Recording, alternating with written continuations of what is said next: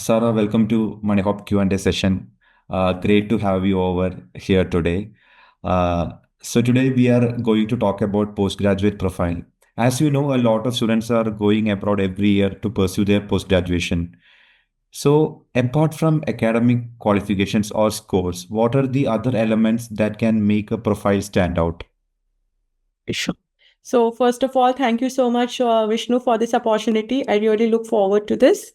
As you mentioned, that marks are important. So, that opens, but what stands apart is the extracurricular activities that you do.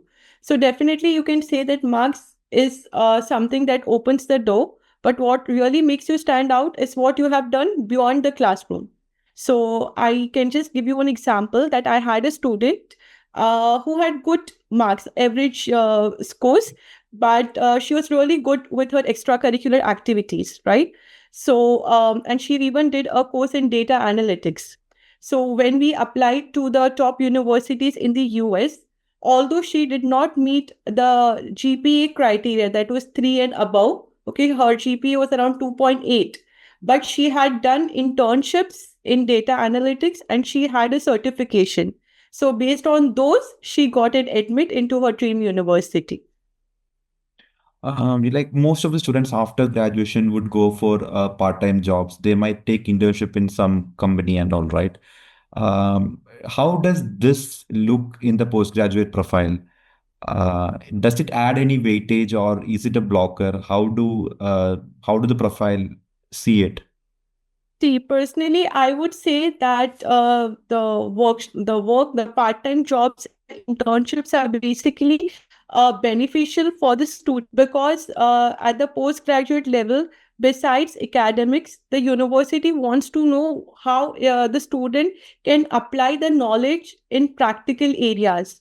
So, if the student is, for example, going for a postgraduate course in finance, right? And if he's applying to the US or UK, it is required that the student has some kind of backing, some kind of internships or some kind of experience in that domain. First thing, it will help the student to know exactly what areas in the finance is the student interested in. And the second thing is the university will also understand that whether the student is a good fit or an ideal fit for the program or no. So I would say that studying theory is one part, but applying the knowledge that you have learned, into your internships or into your part-time jobs is really important for you to know whether you are the right fit for the program or no, right?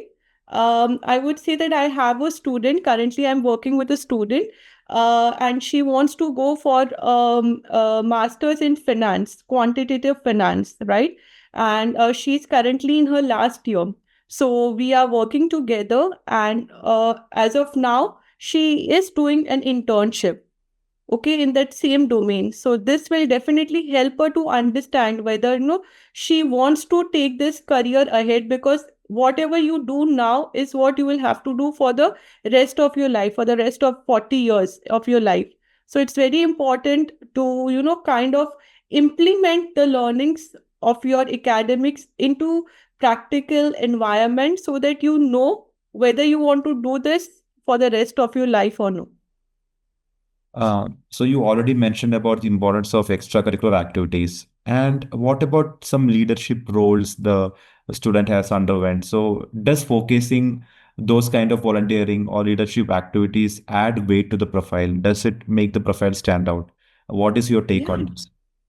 Definitely. So if you check the top universities in the US, okay, or in UK or Australia, they definitely look at the holistic profile of the student. So I always tell my students that don't only focus on grades.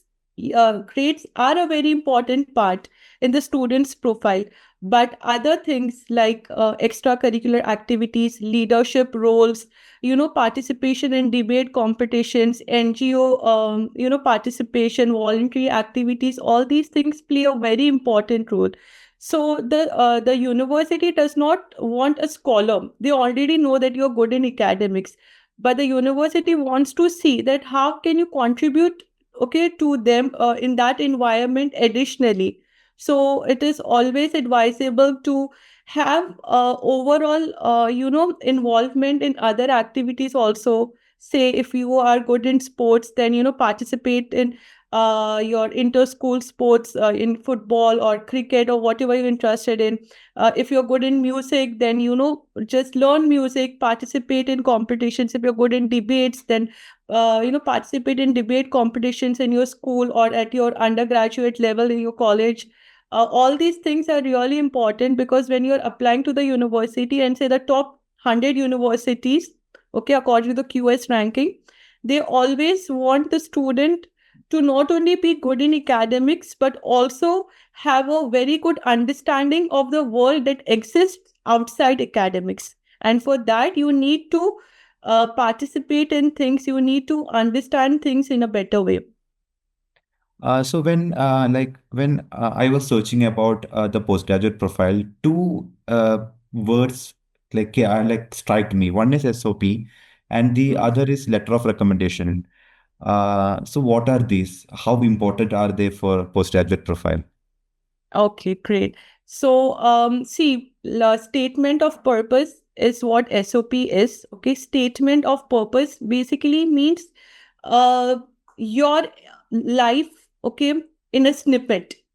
So, whatever your life trajectory is, whatever you have done till date, your academics, your extracurriculars, your future goals, your motive of pursuing that program, everything you have to describe, okay, in about 500 to 1,000 words.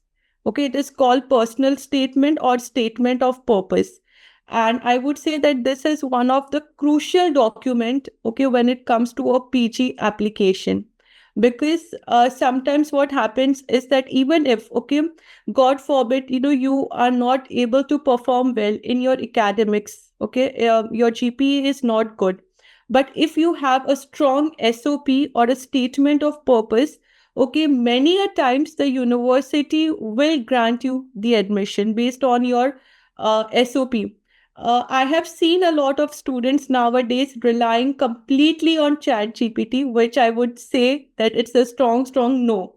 You can take help from ChatGPT from other sources, but genuinity, reality, uniqueness is what your SOP is all about. So it's your personal story, right? And it has to come from you. Another important thing is a letter of recommendation, or as you mentioned, LORs.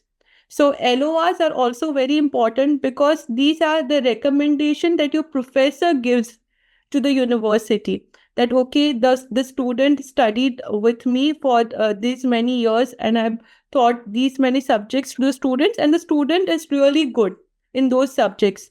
So rather than going for a professor that is very famous, or the HOD or the principal, I would recommend that take a recommendation letter from a professor who you have a good rapport with, right? Because if the recommendation letter is very strong, it definitely helps you in getting into a good university. And as you have mentioned about the importance of SOP, 2 3 years back, I had a student who had low grades, like around 60 65%, you can say. And she wanted to go for data analytics program, MSc in data analytics. And she told me her entire story, that how she had some personal challenges that she had faced during the 3 years, and how she overcame those challenges, and what all things she had faced, and how still she managed to study and managed to pass her exams. So this was, a kind of a motivating story, and I really wanted to tell this story in her own words. Okay, so I suggested her that you start working on your SOP, your statement of purpose, the story that you explained me. Try to jot this down, try to write this, as try to make it a narrative story and present it to the university. And luckily, okay, based on her statement of purpose and other documents that we presented to the university with her grades, She got acceptance not only from the university that we applied to, but also from other universities as well. So she got multiple admits. So Like, yeah, statement of purpose is important. okay, that's some great points. Like, what about the language that we have to use in an SOP? Should it be direct or should it be present tense? Like, can you give some recommendations or tips on that so that a student Yeah, like can right now start working on it? yeah, so I would say that statement of purpose is not facts, because see, the university already has your grades, they already have the certifications, they already know the data. Now they want to know you as a person, so they want to understand your personality. So for this, it is very important that the tone of the SOP is narrative rather than just stating facts. It is important that you start with your story, your personal experience. So you can start that, why you wanted to. So for example, if you're applying for a program, say in engineering, mechanical engineering, so you can just start your SOP that, since childhood I was inclined towards machines, or I started repairing small mechanical things with my dad, or my dad is the role model because he worked as a mechanical engineer and I have observed him working. And anything that you think that it inspired you to take this course, or apply for this program. So it should relate with your choice of program, and it should have a strong kind of a foundation. Okay, you cannot just randomly say that, I want to apply for XYZ program because I have, heard it from my friends, or because I've researched on the internet.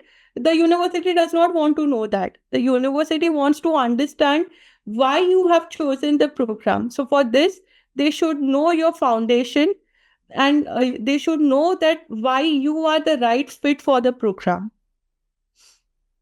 Sarah, you have shared a lot of incredible tips. One last question. Can you imagine a student is going to prepare a postgraduate profile, like he is planning to go abroad right now. So can you suggest some tips that he or she can keep in mind so that they can have a strong profile when they apply to the university? Yeah, definitely. So the first thing that I would like to tell all the students is start applying early. Okay, if you're planning for the next intake, it is advisable to apply, at least start preparing at least 12 months in advance. The first thing is that if you are applying early, or if you're starting the process early, it gives you ample time to, kind of build your profile, right? As I've mentioned earlier about the internships or about the certifications. So if you're currently in your last year, okay, your last semester, and if you're planning to apply for the next intake, that is September 2026, so this is the right time to start, start small. Take a 2 month internship, or take a online course on Udemy or Coursera. Anything, start small, take baby steps, and start building your profile. If till now you haven't participated in any extracurricular activities, do that now. Start gathering the certifications. Okay, and start working on your SOP, as I've mentioned, because I've seen a lot of students, keeping the SOP till the last moment, and then they don't know what exactly to add, what to eliminate, and in that haste and everything, they just write anything that comes into their mind and submit it to the university. So if you start preparing in advance, okay, you can keep a checklist, okay, that I have done this course, or I've applied for this online certification, or I'm doing this internship. So make a checklist. So then once you start writing your SOP, you will know that what all things you have done till now, and what all things you want to add in your SOP, and what all things you feel that it is not important to share with the admission committee. And again, start attending classes. If you are not doing that, be regular in attendance, because ultimately your professors will be really helping you in getting that recommendation letter, right? So if you have a good rapport with the professor, this comes only when you are active in class, right? So be active in class, okay, build a rapport with the professor and try to get a very strong recommendation letter from them. A lot of great insights have came out from this conversation. So the audience who are seeing this video would love to know about you and your personal brand. So can you share it for us? Definitely. So my name is Zahra Shariq and I am in this industry for the past 6 years. Like most of the students, even I started my journey confused. I've tried a lot of things. I graduated in mass communication with a specialization in advertising. I was a very promising student and I had a very set goal that, I want to pursue MBA, I want to work in an advertising agency. Everything was set, but then later, okay, when I actually stepped into the corporate industry, when I actually got a job in content in an advertising agency, it's when I felt that, this is not what I want to do. I want to do something else. I want to explore something else. So then I started working in different domain until the time when I started enjoying my work as a, SOP writer. So I started my journey as an SOP writer, and then gradually when I started interacting with students, understanding their problems, helping them out with solutions is when I realized that, I am good at counseling. So I always tell my students that, don't rely on academics, because theory is one thing, and unless and until you apply that theory into practical environment or practical situations, you will not know what you are good at. So same goes with me.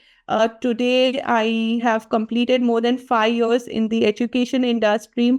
I'm a career counselor. I also help 8th to 10th grade students in choosing their right career, help them with the profile building, and also with undergrad and postgraduate students, I help them with their admission essays, statement of purpose, recommendation letters.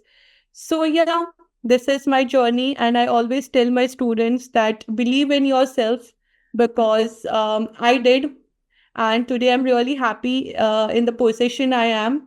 And I really hope and wish that all the students who are watching this will also get that inspiration that if you want something in life, you have to work for it. And if you are ready to do that, nothing can stop you. Oh, that's a nice message. Thanks a lot for joining us today. Thank you so much. Thank you for your time.